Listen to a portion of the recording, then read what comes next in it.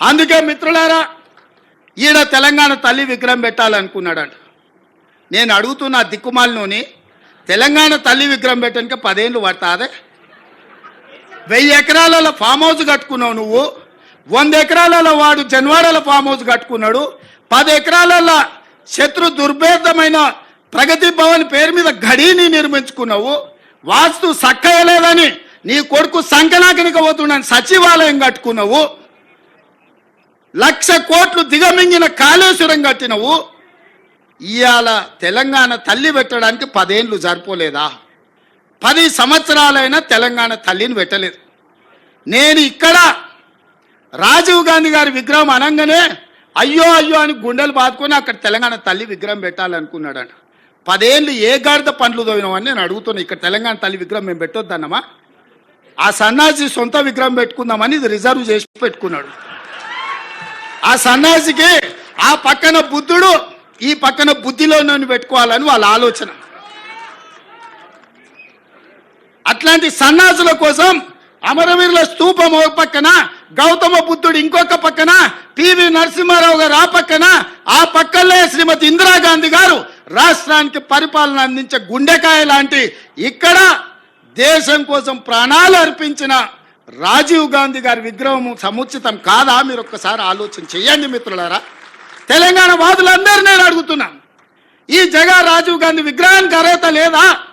ఆంధ్రప్రదేశ్లో పార్టీ సర్వం కోల్పోయి, తెలంగాణలో కేంద్రంలో అధికారాన్ని కోల్పోయి, తెలంగాణ రాష్ట్రాన్ని ఇచ్చిన మాట మీద సోనియా గాంధీ గారు నిలబడి తెలంగాణ రాష్ట్రాన్ని ఇస్తే ఆ కుటుంబాన్ని గౌరవించాల్సింది పోయి, ఆ గాడిదలే ఇక్కడ రాజీవ్ గాంధీ విగ్రహాన్ని పెట్టాల్సింది పోయి ఇవాళ మనం పెట్టిన విగ్రహాన్ని అవహేళన చేసి తొలగిస్తామంటారు. ఎవర్రా తొలగించేటోడు? ఒక్కడు రాండి రాండి, ఎప్పుడు వస్తారో తారీఖు చెప్పండి బిడ్డ. రాజీవ్ గాంధీ విగ్రహం తీస్తారంట, ఎవడొస్తాడో నేను చూస్తా.